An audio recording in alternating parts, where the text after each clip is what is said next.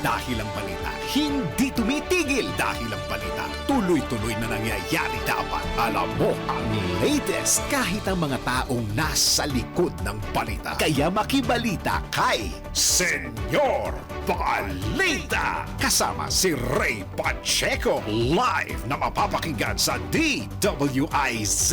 Panoorin ang live sa Aliw 23 at naka-live din sa DWIZ Facebook, YouTube at DWIZ News website. Kaya mga senyorito at mga senyorita, mga senyor, mga senyora, makibalita na kay Senyor Balita. Bahagi pa rin ng DWIZ News Hapon Highlights. Nagbabalita ng tama, naglilingkod ng tama.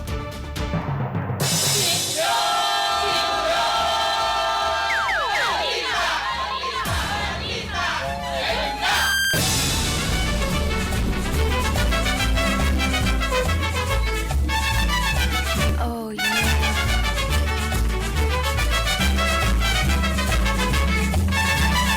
Oh yeah.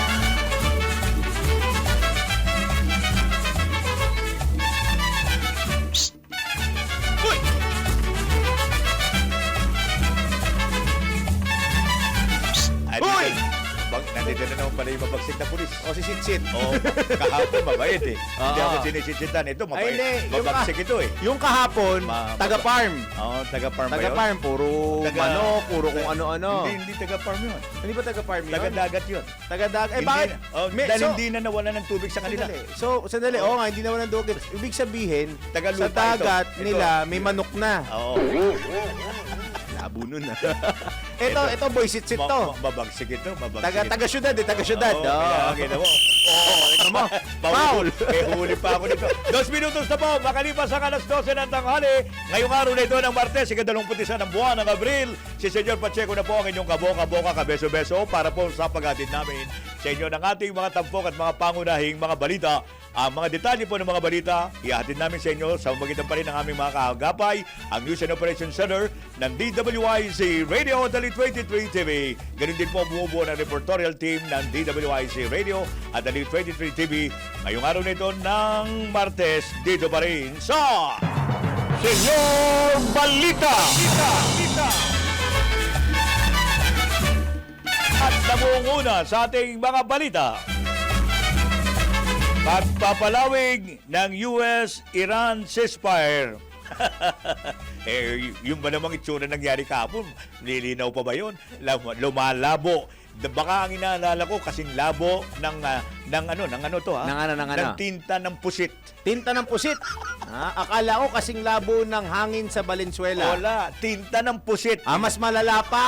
Oh, biro mo yung tinta ng pusit, kumakain ka ng pusit. Di ba may tinta yan? Tama. Pero ano yung katas ba ng pusit yun? Yung maitim na yun? I don't think so. Bakbakan na kasi lumalabo po eh. Ang bakbakan, naku, namimiligro pong manumbalik. Senyor Balita! Tax records din na Vice President Sara at Mr. na si Attorney Mans Carpio isinimiti na ng BIR sa House Justice Committee. Senyor Balita!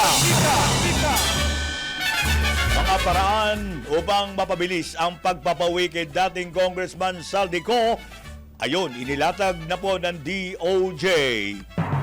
Senyor Balita! Agarang pagpasa ng Kongreso ng batas na magpapaliban muli ng barangay at SK elections, ayon, inihirit na po ng isang senador. Senyor Balita! At 2 OFW, nako, patay na naman sa pang-hostage po ng kanilang employer. Diyan po naman sa Lebanon. Senyor Balita!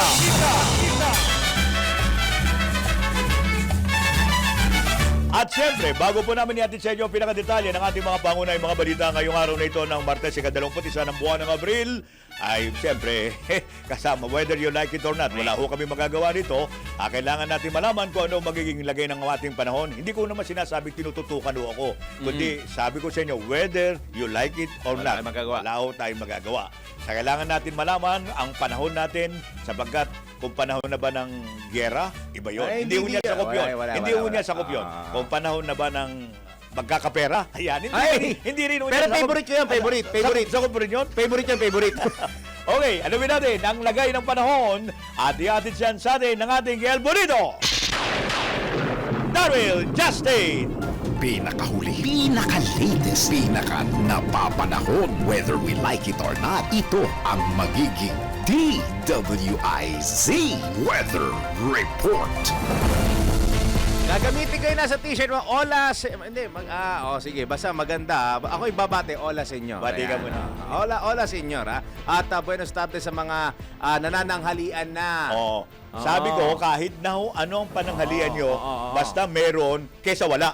Naman. Oh, di ba? Pero marami na, yung iba nakapagdagdag na ng budget nila sa pananghalian. ulit. Dahil nga mura ang gasolina. Dahil, yun, no, nagmumura na. Nagmumura na. Nagmumura na yung gasolina, ha? Hindi na nagmamahal.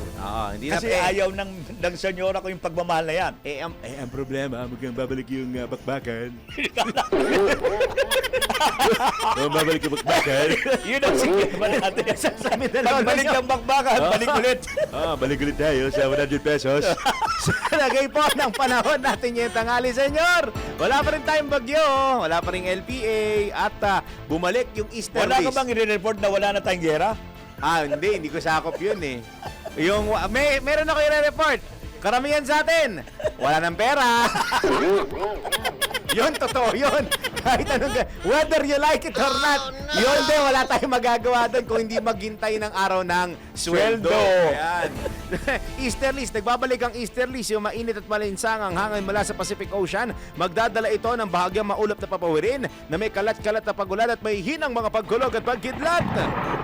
Yan ay mararanasan ng Metro Manila, Calabarzon, Mimaropa, Bicol Region, Visayas at Mindanao. Pero yung nalalabing bahagi ng Luzon, posible pong magpatuloy ang maganda at maaliwalas na panahon, mababa hanggang sa wala pong tsansa ng pagulan at mababa hanggang sa wala pong tsansa ng mga pagkulog at pagkidlat. Naku, senyor, alam mo ba sa ating latest na Air Quality Index, ito na naman tayo, air quality na naman. Nangunguna, senyor, pa rin ang Valenzuela. Maganda sa Valenzuela, puwera ang hangin nila, hindi maganda. 237 kasi mataas eh. At sa talagang Ginagamit mo yung unhealthy. slogan nila, magandang magandang Valenzuela, pero hindi magandang hangin nila. Pero wala naman, hindi naman sila may problema ng hangin eh. Ang may Diba? problema, nabotas eh, di ba? Yun na nga, damay nadamay sila. Nadamay Kamanaba, po. oo. Kaya yung maganda nila medyo lumabo ng konti sa hangin. Ayun. Pero hindi yan kagaya nung pagkalabo ng gera. Ayun. Yung ceasefire, hindi yan, di ba yan? Oo. Tinta ng Mariosep. puset. Oo. Ayun. 237 po ang air quality index sa Valenzuela. Acutely unhealthy. Yan yung cute. Pero cute yun kasi Ano yun? hindi cute eh. Cute. Oh, unhealthy pa, Diyos ko. Oo. Sa Marikina, bumapangalawa Marikina. Ganun pa rin? 197, very unhealthy, ha? Talaga. Very naman. unhealthy. Ang Quezon City, ganun pa rin? Commonwealth, 144. Hindi nagbabago? Unhealthy sa mga sensitive group, yung mga may kadalasan ito, yung may mga komplikasyon. Ayan, yung mga ganyan, Yan, bawal yung sa kanila yan, Mga ha? ganun ubo eh. Oo. Ang haba ng ubo mo, ha? Ilan segundo? Ba't parang iba yung ubo nito? Parang hindi sa Parang sensitive gusto mo na uba. Parang gusto mo na umalis ah. Oo, parang, Kinakabahan ka. ano bang, ubo ba yan o natatawa ka? Diyos ko po, 144 sa Quezon Pasensya na City. po ha, yung mga nananangalian. Ubo lang po yun. Ubo lang yan, Ubo lang naman po yun. Ay, Ubo kaya lang. nga ng isa sa mga kasama mo dati, excuse me po. Excuse me po. Ayan, Yan. okay ha. Sa Malabon, unhealthy ulit, senyor, sa sensitive group. Sige, okay. Ayaw mo na. 136 ang kanilang air quality index sa Quezon City, sa Ateneo 132. Pero yung ibang lugar naman medyo may kagandahan naman kahit paano yung hangin, like Taguig, Mandaluyong, Makati, maganda ang lagay ng air quality sa kanila. Sa lagay ng panahon naman sa susunod 3 araw, Metro Manila, bagamat may mga inasaang isolated rains at thunderstorms Hanggang mamaya. kailan matatapos daw yan? Yung- Yung sa nabotas na yan. Ay, hindi ko pa alam. Pero Naku, kanina parang balita, may nakuha kong parang nagbibigay daw si Mayor Tiangco ng solusyon para doon. Tas may tumutulong Dahil din. sakop din na yan eh. Oh, tas ang Maynila, alam ko Maynila tumutulong na rin daw. Oh, dapat. Oh, di ba? Kasi ang dami na epektuhan. Diba? Umaabot niya senyor hanggang Marikina. Ay, naisipin mo yan. Ay, nako. Metro Manila, magpapatuloy na po ulit simula bukas hanggang Biyernes ang maaraw at mainit na panahon. Pero mainit naman. Pero yung mas maaraw, magpapatuloy yan hanggang sa araw ng Biyernes. 26 hanggang 36 degrees ang temperatura sa Metro Cebu. May kaunting kaulapan pero generally sunny weather pa rin sa 25 to 33 degrees. Sa Metro Davao, magkalinit ulit sila ng Cebu sa Thursday at Friday. Pero senyor, sa sa Miyerkules, may mahihinang ulan at may mahihinang kulog at kidlat. Sa Metro Davao yan. Okay. 25 to 34 degrees ang May ulan? agwat May ng- ulan? May konting ulan, may konting kulog at kidlat. Mahina lang, mahina lang. Kaya hindi natin kakantahan Ayan, yan. wisik-wisik. Kaya hindi Ayan. natin kakantahan yan. Hindi. hindi. Pag nawala yung araw dito, Ayan. saka natin Pwede tayong kakantahan. kumanta, okay. O yun, sa ating heat index po para sa araw na ito, ito na, nangunguna sa listahan ang Sangli Point sa Cavite. Ako talaga rin naman 43 degrees, Wow. danger yan ha. Yung lugar yan ng mga talaba, di ba? Talaba Oo, ba? oh, di ba? Talaba, di ba? Talaba. Ayan, alam ni engineer. Hmm. Talaba yan. Yan kami nangunguha eh. Ba't di ka nagdadala? Alam ni engineer yun. Alam ni engineer niya pala yun. Oh. Pulutan namin yan eh. Sige ha, booking nyo pa. Pumapangalawa sa listahan ng ating heat index, nako, Dagupan, Pangasinan. Kaya rin naman Oo. Bangos. Bangus, ayan. Naku, kawa. Pero hindi, may tubig lagi yung ng bangos eh. Hindi maepektuhan naman. Meron sa lagi, bagay, ayun. sinusuplayan ng tubig yan eh. Oh, isusunod ko na senyor yung pangatlo, pang-apat at pang-5 kasi para-parehas 41 to. Pangatlo, Iloilo. Pang-apat, Ano ba naman sikat na Iloilo, no? Yung Ano chicken, nga ba? ano yun, yung... Inasal! Inasal! Inasal! Inasal. Oh, nako, Inasal. binigyan mo pa sila ng idea, baka mag-order pa yung mga nakikinig sa atin ngayon ng inasal, ha? Pang-apat sa listahan na San Jose Occidental, Mindoro. Ano sa Mindoro? Hindi ko alam. Tamaraw! Tamara. Wala po kaming gustong i-promote na kahit ano. Hindi, maganda yung Tamaraw, sasakyan. Ayun, sasakyan. Pero kasi pagkain pinag-uusapan Sige. natin eh. Oh. Pang-5 ay Tacloban. Ano nga ba sa Tacloban? Nakalimutan ko na mga mga sangkay ko, ambot ko, ano nga ambot ko dito Tacloban. Ayan. Nagwaray tuloy ako. Hindi ko rin alam. Nagwaray ako. Oh, pang-6 sa listahan natin, 40 degrees sa Apari, Cagayan. Cagayan. Puro dagat lang yan, di ba? Puro dagat. Swimming. Mga oh. swimming dyan. Hindi po kinakain ng buhangin, ha? Oo, magandang swimming dyan. Baka kainin Sa nila yung Apari, buhangin Cagayan. kasi Oo. nagpapayo tayo ng pagkain. Oo. Ang buhangin ay sa Ayan. beach lang, ha? Ayan. Sa beach. Sa maraming beaches. kuweba dyan, maraming kuweba. Dyan sa Tsaka maraming Apari. beaches dyan. Yan. Ayan, ha? Maraming dagat. Huwag niyong lagyan ng meaning. Sa ating sunrise at sunset, tumilak pa rin po ang manok. At sumikat ang araw kaninang alas 5:39 ng umaga at sana paglubog ng araw. Ayan yan. Probinsya, ha? Ano yan? Yung mga Twitter yan. Ano tawag natin dyan? Kuliglig? Kuliglig. Mga kuliglig ba? Ano tawag natin? Di ba kuliglig Ibon yan? lang yan. Ha? Ibon lang yan. Ibon Mga lang. ibon lang yan. Ano ba yan? Yung ba'y nanginginain sa gabi? Pwede. Yung nanginginain sa gabi ng O total, ibon eh. kasi alas 6:11 yung sunset natin, yung Oo, paglubog ng tama, araw. okay. So pwede siya doon. O siya, yan na muna ang aking latest weather report. Whether you like it or not, enjoyin po ninyo ang mga talaba, inasal, at kung ano-ano pang pinayon senyor sa inyo. At sa susunod, sana padalhan nila tayo. Ayan! Yun ang malapit doon. Ako po si El Bonito Daryl. Justin, nagbabalita ng tama ng lingkod ng tama. Pinakahuli, pinaka-latest, pinaka-napapanahon, whether we like it or not, DWIZ Weather Report. Senyor Balita!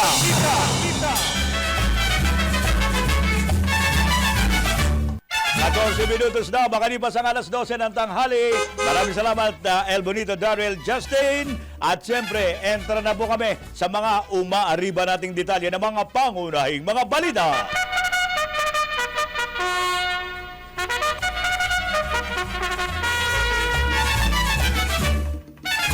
Nanganganib na naman na sumiklab ang digmaan po sa pagitan ng Amerika at ng Iran sa sandali pong mapasuna itong 2 linggong ceasefire. Kailan yan? Bukas na po ang deadline eh. Kaya yung nangyaring away kahapon na binanatan po yung Iran, ewan ko. Ito kung hindi pa rin magkakasundo ang US at Iran sa ikalawang sigwada ng peace talks. Hindi naman nagkaroon ng peace talk nagbirahan nga na isasagawa po sa Pakistan ngayong araw. Nagbukanta nga yung peace talk nagbabanatan dito, nagpipeace talk dito. Ano ba naman yan? Kaya hindi namin maintindihan. Kamakailan lang ay kapwa nagwalitan po ng banta ang Amerika. Peace talk ba yan? Nagbabantaan na? Ang Amerika at Iran dahil po sa kabiguang magkasundo sa kanilang inilalatag na kondisyon sa unang round ng usapang pangkapayapaan. Humihingi ng pera naman ang Iran. Bilyon. At sabi naman ni Trump, bali? I'm not a nice guy. Sabi niya. Ayon kay US President Donald Trump, kung hindi papayag ang Iran sa mga kondisyon ng Amerika gaya ng hirit na ipatigil ng Iranian government ang kanilang nuclear program, mapipilitan po ang Estados Unidos na muling maglunsad ng pag-atake anumang oras. Gayunman, hindi nagpatinag si Iranian President Masoud Pezeshkian at iginiit ang pagkakaroon ng diplomasya sa halip na magbanta na lalong nagpapagulo sa sinasagawang dialog. Lalo ring lumabo, kasing labo po ng tinta ng pusit. Sabi ko nga, ang pag-usad po ng peace talks, makaraang kubkubi ng US Navy ang isang Iranian oil tanker bilang bahagi ng naval blockade ng Amerika dyan po sa Strait of Hormuz. Senyor Balita! 16 minutos na makalipas ang alas 12 ng tanghali. Sa patuloy pa rin pagdadi namin ang detalye ng ating mga pangunay mga balita. Senyora, mga amigos at mga amigas, na isumiti na ng Bureau of Internal Revenue sa House Committee on Justice ang tax records ni Vice President Sara Duterte at asawang si Attorney Manasseh Carpio. Ayon po kay Batangas Representative Jerbil Luistro na siyang chairperson ng nasabing komite, moot and academic o walang saysay ang petisyon ni Carpio sa Quezon City Regional Trial Court. Batay po sa petisyon ni Carpio, kanyang hiniling na pigilan ng BIR na isumiti ang mga dokumento na ipinapansapina ng House Justice Panel bilang bahagi ng impeachment proceedings. Nilinaw ng kongresista na agarang tumugon ang BIR sa request ng committee at nitong Abril 14 hearing pa lang ay naisumiti na ang mga tax record ng mag-asawang Duterte Carpio. Binigyan din ni Representative Luistro na ang impeachment proceedings na ikakasa bukas, Abril 22, sa sentro po ito sa sinasabing hindi maipaliwanag na yaman ng pangalawang Pangulo. Inaasahan ding ipipresenta ng Office of the Ombudsman ang salain ni BP Sara maging ang report ng Anti-Money Laundering Council sa mga bank transaction ng mag-asawang Duterte Carpio. Senyor Balita! Samantala, buhay naman natin report muna. Diyan tayo sa Senado. Pagdidikta ng gobyerno sa fuel pricing, pinapurihan ng isang senador. Ang detalye po niyan ihatid ng ating kasamang si Celi Ortega Bueno. Celi? Timely relief o napapanahong kaginhawahan para sa ating mga kababayan ang gagawin na intervention o pakikialam ng gobyerno sa fuel pricing alinsunod sa nilalaman ng Executive Order 110 na deklara ng National State of Energy Emergency. Ayon kay Senate Finance at Poder Committee Chairman Senator Sherwin Gatchalian, napapanahon na ang kaginhawahang maidudulot ng gagawing pagdidikta o pagpapataw ng gobyerno ng price cap o limitasyon sa maaaring itaas sa presyo ng petrolyo at pagtatakda ng minimum rollback sa pump price. Nakita naman anya natin na naging galaw o pagsirit ng presyo ng produktong petrolyo simula noong buwan ng Marso matapos ang tensyon sa gitnang silangan. Git ni Gatchalian, noon pa niya isinusulong ang unbundling ng fuel prices para masiguro na ang anumang pagtaas ay hindi arbitrary at hindi walang basihan para sa kapakanan ng mga ordinaryong mamamayan at mga micro and small businesses. Dahil dependent ang ating bansa sa pag-angkat na langis, mahalaga na malaman ng publiko ang computation sa presyo nito. Kailangan anyang malinaw na maipaliwanag ng Department of Energy paano naging basihan at computation ng mga kumpanya na langis sa pinapataw nilang dagdag sa presyo ng petrolyo. Para anya sa kapakanan ng mga consumer, dapat patuloy na gamitin ng gobyerno ang emergency power nito para ma-regulate ang presyo ng langis. Tiniyak ni Gatchalian na patuloy nilang tututukan ang presyo ng mga produktong petrolyo bilang bahagi ng oversight function ng Senado para masigurong makatarungan ang anumang pagtaas ng presyo ng langis. Ito sa Patrol 19, Sally Ortega Bueno para sa impilang metodong lakas sa DWIZ. Nagbabalita ng tama, naglilingkod ng tama. Senyor Balita! Maraming salamat, Shelly Ortega Bueno. Samantala, ilang paraan na maaaring gamitin ng Pilipinas upang mapabilis ang pagpapawi kay dating Congressman Saldico mula sa Czech Republic. Kabilang sa tinukoy ni Justice Undersecretary Raul Vasquez ay ang paggamit sa probisyon ng United Nations Council Against Corruption o UNCAC, kung saan kapwa signatories ang dalawang bansa. Ito niya ay kahit walang extradition treaty ang Pilipinas at Czech Republic, lalo't pawang mga individual na sangkot sa katiwalian ang saklaw ng UNCAC. The UN Convention Against Corruption na to mandates the state parties, the signatories therein, to extend all kinds of assistance, cooperation in respect to the fight against corruption. So, kasama dyan ang investigation, prosecution, identification, information sharing, in fact, pati nga property forfeiture, transfer of funds, and arrest and custody, including yung mga remedies na nandyan pati, kasama ang extradition. Bukod dito, maaari rin niyang ikonsintera ng dating kongresista ang self-deportation, pero depende ito sa kanyang mga magiging legal na hakbang. Basta voluntarily and intelligently gagawin niya yon. In a matter of 1 or 2 days, he can come back. Pero ang normal kasing iniisip natin, yung extradition, deportation, etc., tinitignan natin yung normal na pag-iisip na iyan ay litigious o involuntary. Pag involuntary yan, it all depends on the circumstances, no? Kung gaano kalawak at kalalim ang kooperasyon na i-extend ng Czech Republic. Tinig ni Justice Undersecretary Raul Vasquez sa panayam ng DWIZ. Senyor Balita! 22 minutos makalipas ang alas 12 ng tanghali. May report tayo mula kay Patrol 24, June Samson. Kapakanan at kabuhayan ng mga mangingisdang Pinoy patuloy na binabantayan. Detalye mula kay Jun Samson. Jun? Your inaalala ang iba't ibang civic organizations kapag kabuhayan mga hindang Pinoy patuloy na tensyon. Babalikan natin mamaya si Jun Samson. Sandali lang at mayroon tayong konting adjustment sa ating komunikasyon dyan. 22 minutos na makalipas ang alas 12 ng tanghali. Samantala, suportado naman ni Senador Amy Marcos ang pagpapaliban ng barangay at sangguniang kabataan elections sa gitna po ng kinakaharap na hamon sa ekonomiya ng bansa dulot po ng energy emergency. Ayon kay Senador Marcos, mas mainam na gamitin ang pondong nakalaan para sa BSKE sa pagtugon sa tumataas na presyo ng langis, seguridad sa pagkain at pagpapalakas ng mga pangunahing public services. Dagdag pa ng Senador na ang pagpapaliban ng nasabing eleksyon ay magbibigay daan para makapag-focus ang mga lokal na opisyal sa kanilang tungkulin, lalo na sa pagtugon sa krisis sa halip na pamumulitika. Binigyan din pa ni Senador Marcos na mahalaga ang pagpapatuloy ng pamumuno sa antas ng barangay para mapanatili ang katatagan at masigurong tuloy-tuloy ang paghahatid ng serbisyo sa ating publiko. Senyor Balita!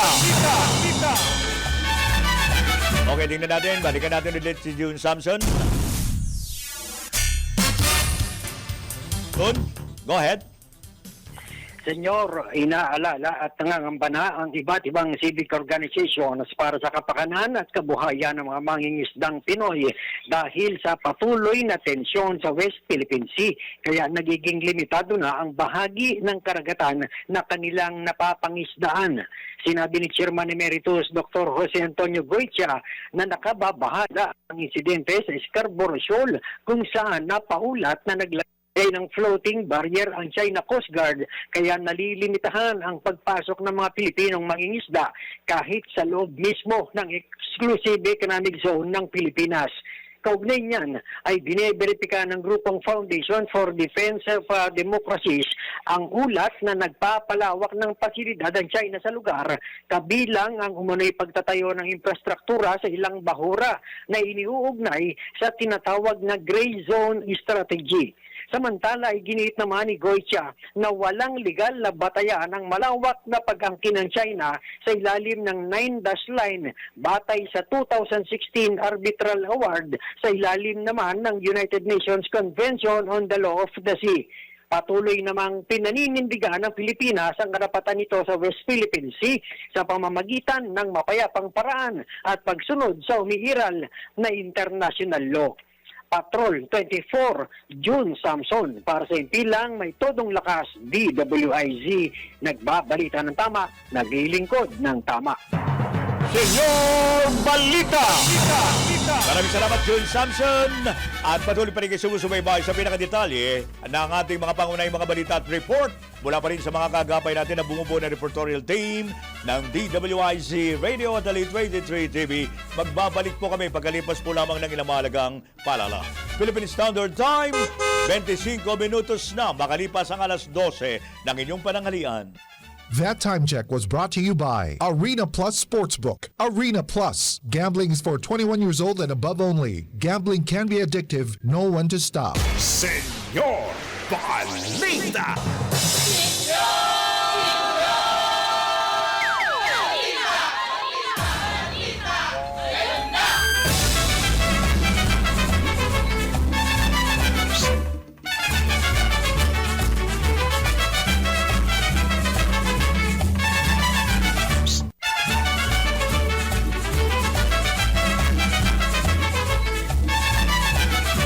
Alauna, imedya na po ng hapon. At siyempre, tama ba? Alas 12 pa lang. Ako gusto ko nang nagwing alauna ng hapon eh. Alas 12:31 na po ng tanghali pa rin ba yan? Pag oras na alas 12? Okay, tanghali pa rin. Ibig sabihin, tuloy-tuloy pa rin ang pananghalian nila. Habang kami po rito, mamaya pa, pagkatapos din yung mananghalian dyan. Habang kayo nananghalian pa rin, yung iba, ngayon lang dumating siguro, ngayon lang mananghalian, tuloy-tuloy po pagkatid namin sa inyo ng mga detalye pa rin ng ating mga pangunay, mga balita at report.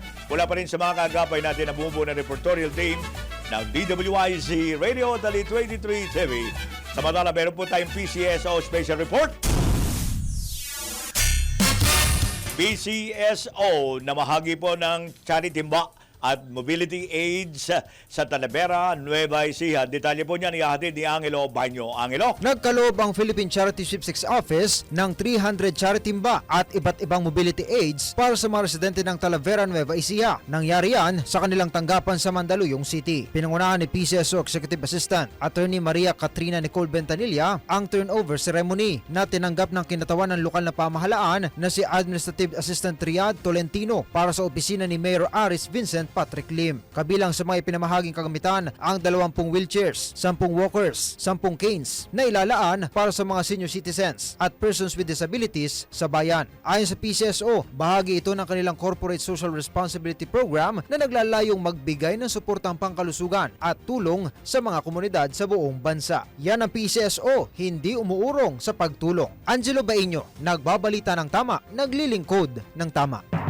Senyor Balita!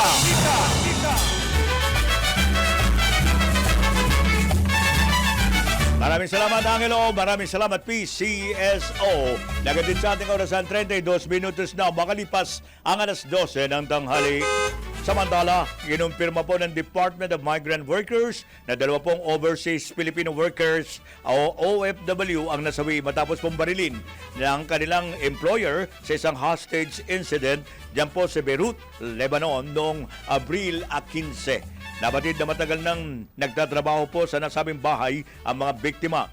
Ayon po sa DMW, naaresto na po ang employer at nasa kustodiya na po ng mga pulis. Samantala, nakikipag-ugnayan na rin ang Migrant Workers Office o MWO at Philippine Embassy sa Lebanon sa mga lokal na autoridad upang matiyak ang masusing investigasyon at pagsasampa ng kaso.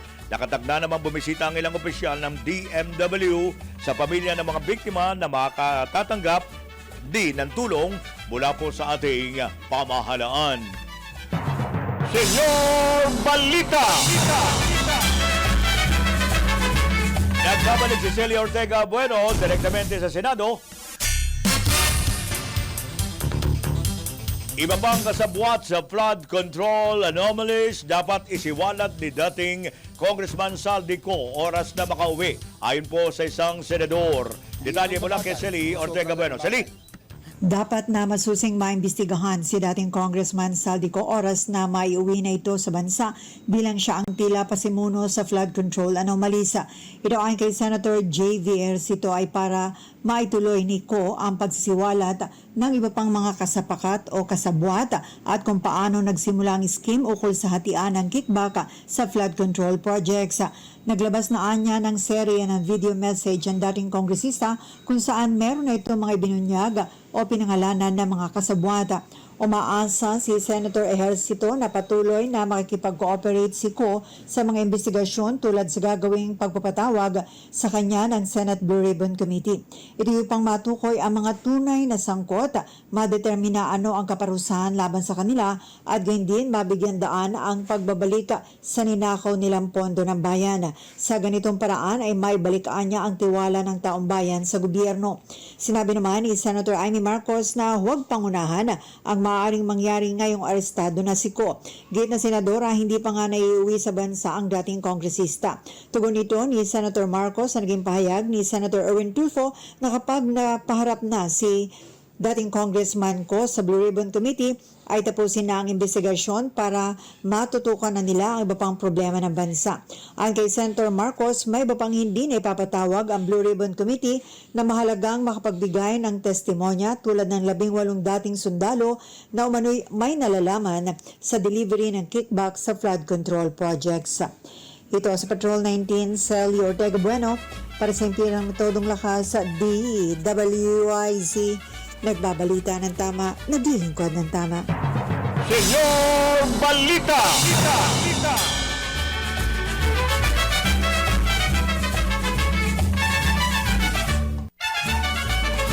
Maraming salamat, Shelly. Naganit sa ating orasan 36 minutos na makalipas ang alas 12 ng tanghali. Samantala, iginit na po ni ako Bicol Party List Representative Alfredo Garbin Jr. na hindi sapat ang rollback sa mga produktong petrolyo kung hindi ibabalik ang presyo ng mga pangunahing bilihin bago sumiklab ang digmaan sa gitnang silangan. Ayon kay Congressman Garbin, kahit may nakadagdang oil price rollback, patuloy na nag-aalala ang taong bayan na baka hindi na bumalik sa dating presyo ang halaga ng langis sa mga gas station. Ipinunto ng kongresista na marami pa rin sa mga transport driver ang hindi pa nakakapapasada ngayon at limitado ang biyahe ng mga produkto tungo sa mga pamilihan. Binigyan din ni Representative Garbin na nananatili pa rin mataas ang presyo ng pagkain sa mga karinderya at restaurant dahil dumoble ang presyo ng LPG simula pa nitong nakaraang buwan. Senyor Balita! May report tayo mula kay Jopel Belenio. Militar nakiramay sa mga pamilya ng mga nasawing miyembro ng NPA sa engkwentro sa Negros Occidental mula po sa Camp Aguinaldo. By report si Jopel Pileño. Jopel? Mariing nagpaabot ng pakikiramay ang Philippine Army sa mga pamilya ng mga nasawing rebelde kasunod ng naganap na engkwentro sa bahagi ng Barangay Salamanca, Taboso, Negros Occidental. Ayon kay Philippine Army Commanding General Lieutenant General Antonio Navarrete na ikinalulungkot nila na nasawi ang mga miyembro ng NPA dahil sa kasinungalingan at panlilinlang sa kanila ng Communist Terrorist Group. Kaugnay nito, binigyang papuri ni Navarrete ang 79th Infantry Battalion dahil sa mabilis na aksyon para tuparin ang kanilang mandato alinsunod sa isinasaad ng International Humanitarian Law. Patuloy naman ang panawagan ng Army Chief sa mga nalalabing miyembro ng NPA na sumuko na at suportahan ang mga hakbang para sa kapayapaan nang sa gayoy di masayang ang kanilang buhay dahil lamang sa maling paniniwala. Siniguro pa ni Navarrete na tuloy-tuloy ang kanilang mga pinaigting na operasyon upang tuluyan ng tuldukan ang higit 50 dekadang pag-aasik ng takot at kaguluhan ng komunistang grupo. Ito si Patrol 17 Jopel Pileño para sa impilang may todo lakas, DWIZ. Nagbabalita ng tama, naglilingkod ng tama. Senyor Balita! Maraming salamat, Jopel. Direktamente mula pa rin po sa Department of National Defense. 38 minutos na makalipas ang alas 12 ng tanghali.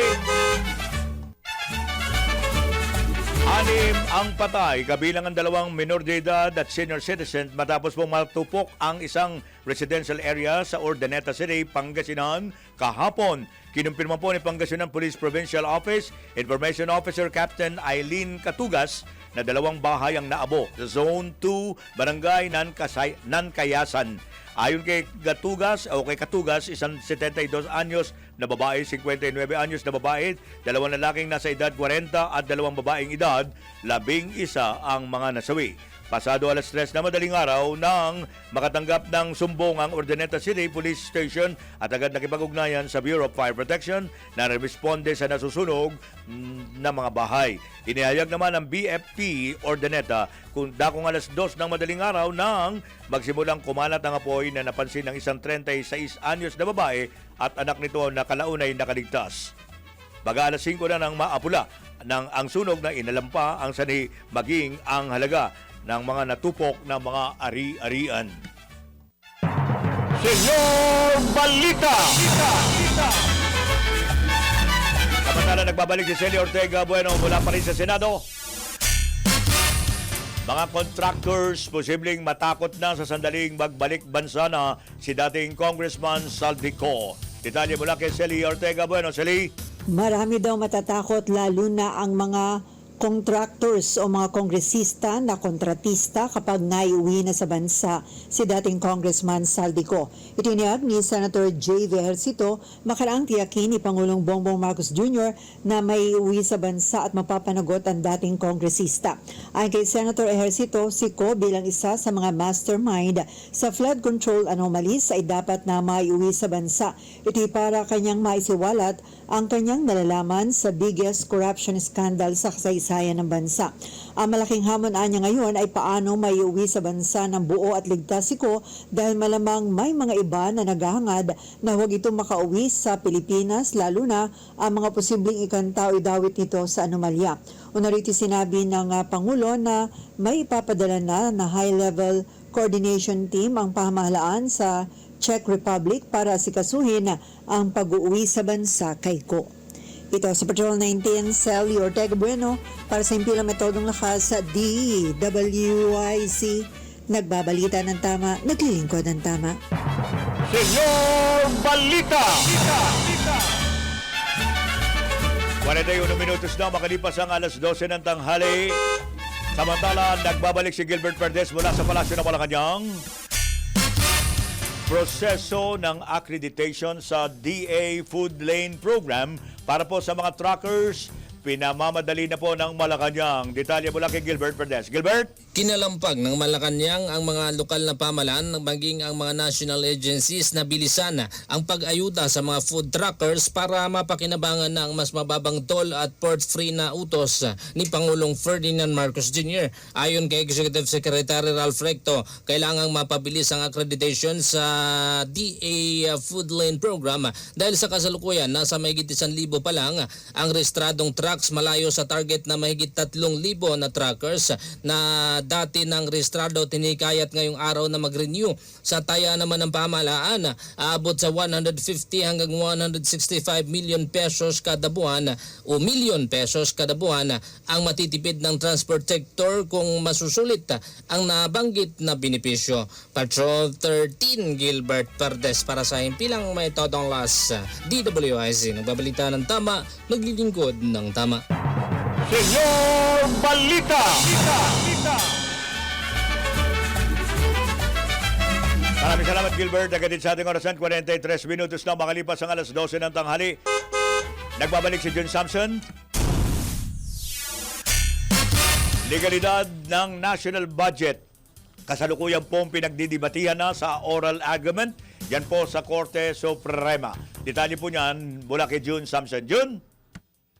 Senyor, nagpapatuloy at kasalukuyang tinatalakay sa Korte Suprema ang mga consolidated petitions na kumukwestiyon sa legalidad ng unprogrammed appropriations at special accounts sa inaprobahang 2024, 2025 at 2026 General Appropriations Acts.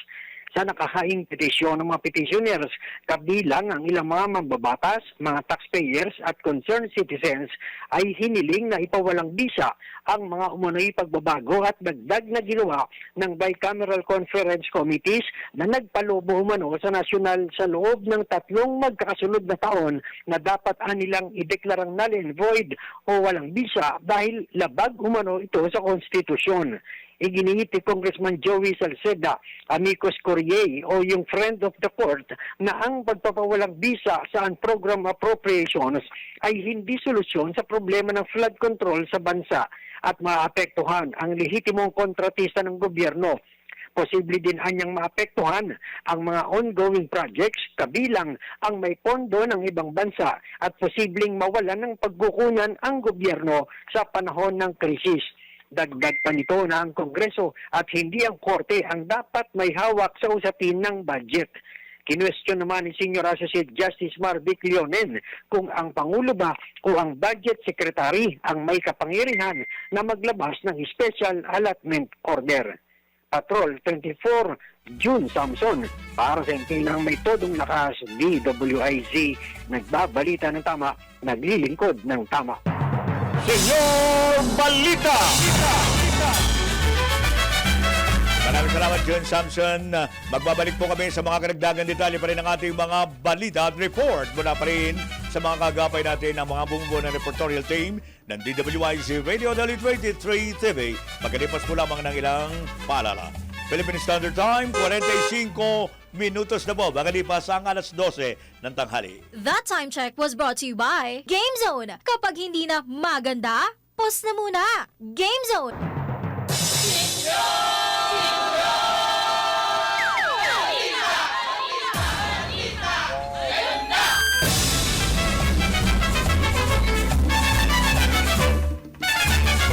Minutos na makalipas ang alas 12 ng tanghali.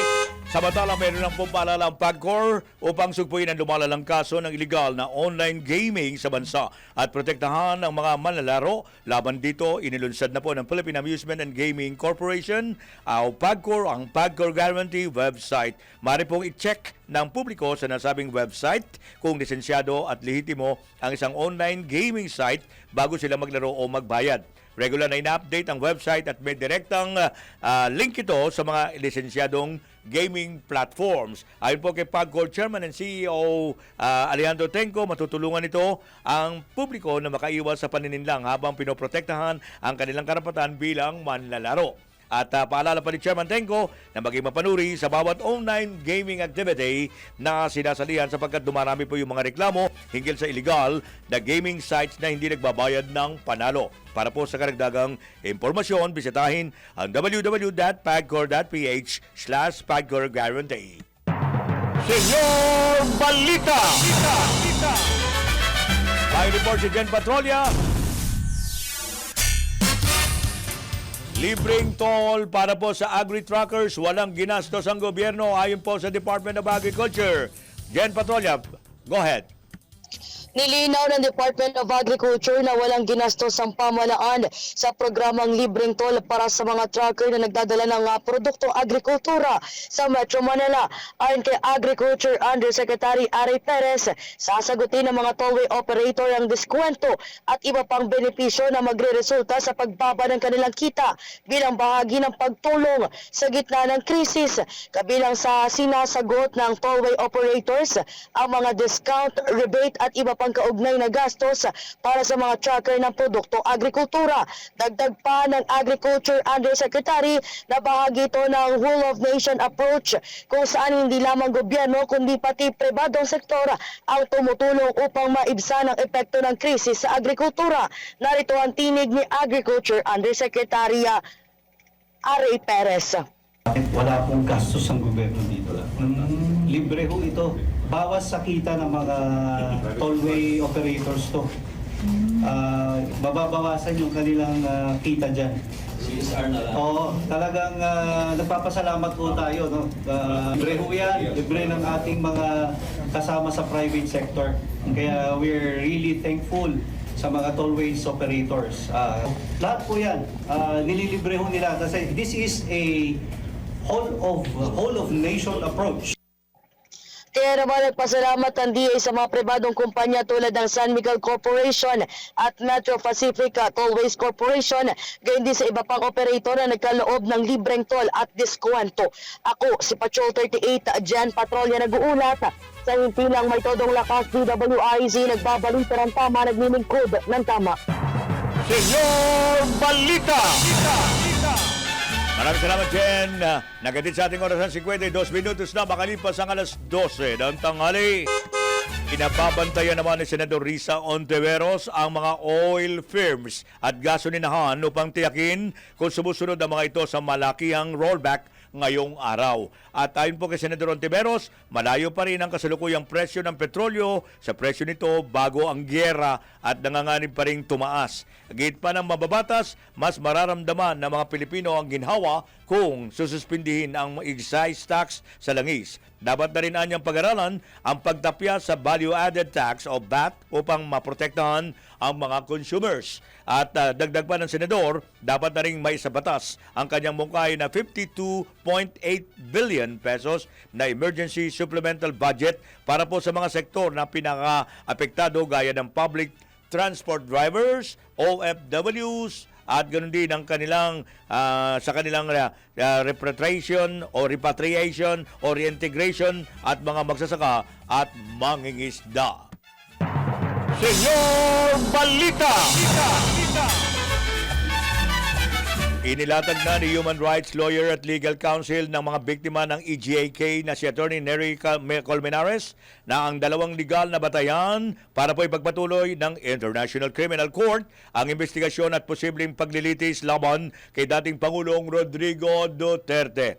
Una, ayon kay Attorney Colmenares, sa ilalim po ng Article 127, nananatili ang obligasyon ng bansa sa mga kasong sinimulan habang miyembro pa ito ng Rome Statute, kabilang ang preliminary examinations na inilunsad noong 2018. Ikalawa, iginit ng abogado na kinilala ng pamahalaan ng mga jurisdiksyon ng ICC sa pamamagitan ng mga naging aksyon nito, kabilang ang pagsusumite ng mga dokumento noong 2021 at 2022 na humihiling na ipagpaliban ang investigasyon. Subalit nagbabala si Attorney Colmenares na kung papanigan ng kampo ni Duterte, maaaring mahikayat ang ibang leader na umiwas sa pananagutan sa pamamagitan ng pag-withdraw sa ICC.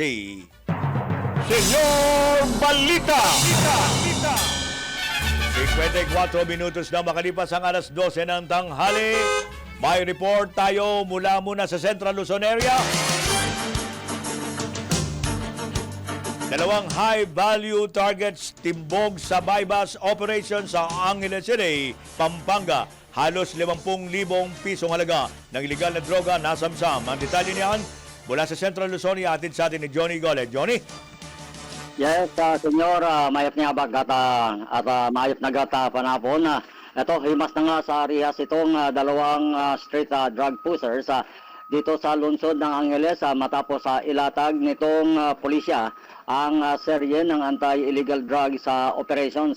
Itong mga sospek ayon dito sa pulisya ay matagal nang nasa surveillance at monitoring operations ng PNP o Angeles City Police Drug Enforcement Unit at matapos makumpirma itong nasabing mga sospek ay agad na ikinasa itong bypass operations dito sa Barangay Margot at sa Barangay Kakutod. Ang mga sospek ay nakuhaan ng halos kulang sa 50 gramo o 50 pisong halaga ng shabu at mga drug paraphernalia. Ito ay kakasuhan o sasampan sila ng kasong paglabag sa Section 5 at 11 drug pushing at possession of illegal drugs sa ilalim nitong RA 9165 kilala sa Comprehensive Dangerous Drugs Act of 2002 matapos itong gagawing dokumentasyon at drug test dito sa mga nakuhang ebidensya laban sa kanila sa City Prosecutor's Office. Mula dito sa lungsod ng Angeles, ito si Central Luzon Patrol, Johnny Gole para sa Intilang ito nila sa DWIC, nagbabalita ng tama, naglilingkod ng tama. Senyor Balita!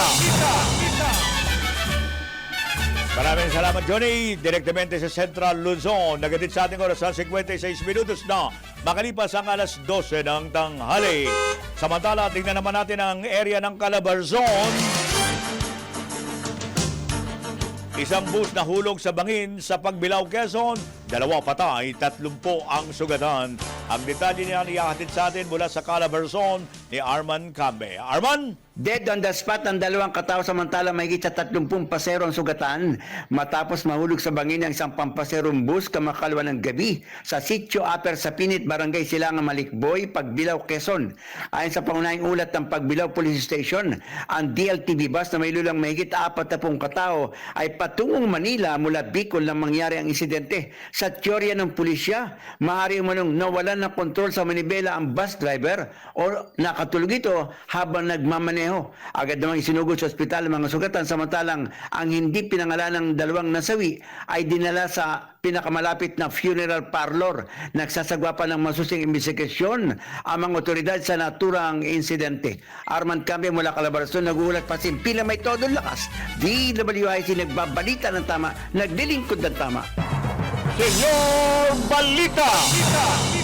Maraming salamat, Arman, mula po dyan sa Calabarzon. Samantala, balikan natin ang palasyo ng Malacanang.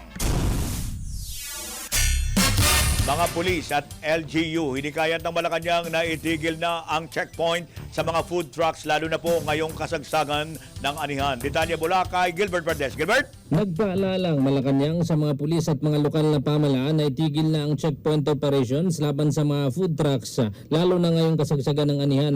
Ayon kay Executive Secretary Ralph Recto, ito'y dahil mahalagang mapabilis ang biyahe ng mga produktong madaling masira upang hindi masayang at agad na makarating sa merkado. Sa hiwalay ng mga hakbang ibinida ni Recto na nauna nang ibinaba sa piso ang terminal fee ng mga roro mula sa dating singil na umaabot hanggang 500 piso. Sa ngayon, tinatayang umaabot naman sa 5 piso hanggang 7 piso kada kilo ang nadagdag sa presyo ng pagkain dahil sa transport cost na target bawasan ng administrasyon ni Pangulong Ferdinand Marcos Jr. Patrol 13, Gilbert Verdes para sa himpilang may tatawas sa DWIC. Nagbabalita ng tama, naglilingkod ng tama. Senyor Balita! Maraming salamat, Gilbert, mula po sa Palasyo ng Malacanang at hudyat ng ating pansamantalang pag-iwalay ngayong araw na ito ng Martes, ika-21 ng buwan ng Abril. At siyempre, bago tayo tuluyang magwakas, patama quote muna tayo. Sana joke ka na lang para madaling kalimutan. Ayan. At siyempre, susunod na po ang inyong Tulay Filipino. Sa pamagitan po ng ating kasama, si Binibining Tony Rose Gaida at Angelo Baño sa loob po lamang ng ilang sandali. At minsan pa si Senyor Pacheco nagsasabi, kami po ay nagbabalita ng tama, naglilingkod ng tama. Adios! Hasta!